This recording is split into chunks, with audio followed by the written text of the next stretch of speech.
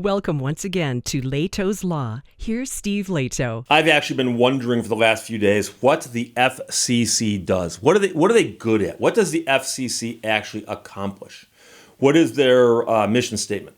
And I discovered what it is. It dawned on me just this morning. The FCC is good at threatening people. They are masters of threatening people. They threaten industry, they threaten organizations, they threaten groups of people, and they do nothing. But they threaten people.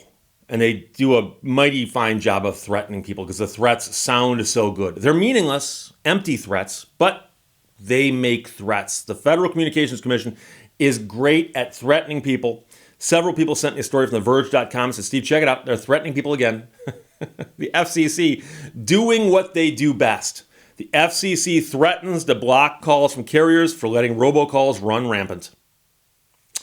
McKenna Kelly wrote this for The Verge. The 7 companies have 2 weeks to address the agency's concerns. Otherwise, compliant carriers will have to block their incoming traffic, or at least that is the threat. The Federal Communications Commission threatened to block calls. On Monday, they announced it was beginning to process to remove providers from the agency's robocall mitigation database for failing to fully implement stir-shaken anti-robocall protocols into their networks. If the companies fail to meet these requirements over the next 2 weeks, compliant providers will be forced to block their calls. Yeah, right. Fines alone aren't enough. This is a new era, FCC Chairwoman Jessica Rosenworcel said. If a provider doesn't meet its obligations under the law, it now faces expulsion from America's phone networks. Providers that don't follow our rules and make it easy to scam consumers will now face swift consequences. Yeah, real swift. How long has this been something that we've known about and we're just getting to it now? And by the way, this threat they're making that could come to fruition in a couple weeks, I'll believe it when I see it. Because these stories almost always say the FCC has identified something and they're warning people to stop and say they don't stop, bad things are going to happen. And then they're going to implement a rule. And right now they're going to spend 2 years discussing this rule. At the end of those 2 years, you better have your act together. These providers have fallen woefully short and now put at risk their continued participation in the U.S. communications system. That's the acting chief of the enforcement standards of the FCC, speaking in a statement on Monday. While we'll review their responses, we will not accept superficial gestures given the gravity of what is at stake. So they say there's gravity here, and things are going to happen. The FCC's announcement marks one of the most significant actions the agency has taken to combat illegal robocalls since the stir-shaken requirements went into effect. In 2020, the FCC approved the rules, forcing all voice service providers to verify the authenticity of incoming calls. Now, I could do the math on that, but 2020 was a while ago.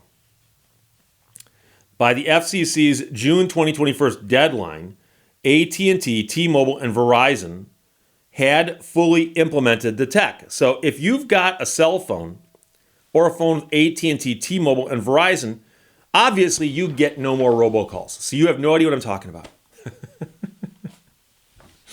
I've got a Verizon phone. It rings all day long. And yes, I've got the different block this, block that, robo this, robo that. I've got those. They've figured out ways around them. So while the FCC has taken significant measures to combat illegal robocalls, who's this writing comedy here? Oh, McKenna Kelly. McKenna Kelly wrote, the FCC has taken significant measures to combat illegal robocalls. I was unaware. I'll have to go look into that. Significant has a meaning. When you put it in front of the word measures, significant measures implies that they've taken steps that have actually accomplished something. I would have thought significant had a meaning. I'm sorry. It's only starting to address the growing threat of spam texts, according to Axios. We spoke about this a couple days ago. Last week, the agency approved a proposal to start working on a new rule to require carriers to block text from numbers that have previously been used in illegal ways, like defrauding customers. It could take months before the agency could draft an official rule. And of course, there's a comment period, and then they got to put it up and let people see it, and then publish it, and then vote on it some more, and then send it to a double secret room where it'll sit for 3 more years and nothing will happen. But as of right now, They say, the FCC does, that they've told these phone companies that they must implement steps that have significant measures that'll keep people from making robocalls. And according to this article, AT&T, T-Mobile, and Verizon have fully implemented it. So if you're with AT&T, T-Mobile, or Verizon, just understand that you are now experiencing full implementation of Stir Shaken. Do you get junk calls? I do. So the fact that fines alone aren't enough, I don't know what that means. Have they fined these people? Because nothing's happened. Not much has happened. So we'll see what happens, but it seems to me that the FCC is really, really good at threatening people. Whether they're really, really good at fixing things, not so much. Not so much. So that's the story from TheVerge.com. McKenna Kelly wrote this. And Alan, Scott, Jay, Nathan, and Trocon sent it to me. FCC threatens to block calls from carriers for letting robocalls run rampant. We'll see if that happens. If so, hey, I'll eat my words. Ain't gonna happen. I also want to address something really, really quickly here. Many people notice I wear different shirts. Now, some shirts will appear later because I do rotate through them. But behind the camera are 2 garment racks covered with nothing but t-shirts. Just trust me on that. A couple hundred. And people send me shirts all the time. If you want to send me a shirt, I'll wear it on camera as long as it's not political or obscene. And I have a P.O. box in the credits at the end of the videos that you can send a shirt to, but it's going to be a double XL. Double XL. I prefer darker colors because they look better on camera. I kid you not. It's not because of the slimming effect. They just look better on camera. But also, I get a lot of people ask me, Steve, I didn't know you were a member of the military, or I didn't know you went to that school, when they see me wearing a shirt from a school. And I did not attend 300 different universities across America. And by the way, I've gotten probably 500 or 600 shirts from viewers. But I do respect education. I love school shirts. Place shirts for states or national monuments or parks, things like that. Businesses, I'll wear those too, as long as the business doesn't, be political and obscene. What's your business do?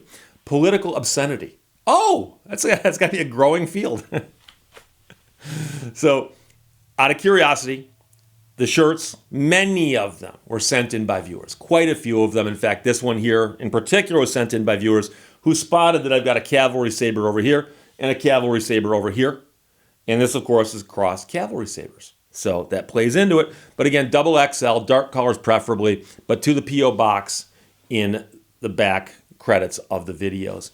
And, I think I've got a photograph of the shirts behind me. I'll post it on the screen so you can see. But I do cycle through them. And after one's been on camera a whole bunch of times, I might pull it out of rotation for a little while. And once in a while, I put them back into rotation. And one of these years, I think I'm going to actually take every single T-shirt I have and stack them all up and wear them in order and see how long it takes me to get through every single one. It might take a while, but it'll also be a lot of work, so we'll see. But there you go. Questions and comments, put them below. I'll talk to you later. Bye-bye. Thank you for watching Lehto's Law. The path to happiness is simple. Be kind to others, relax, and be thankful for what you have.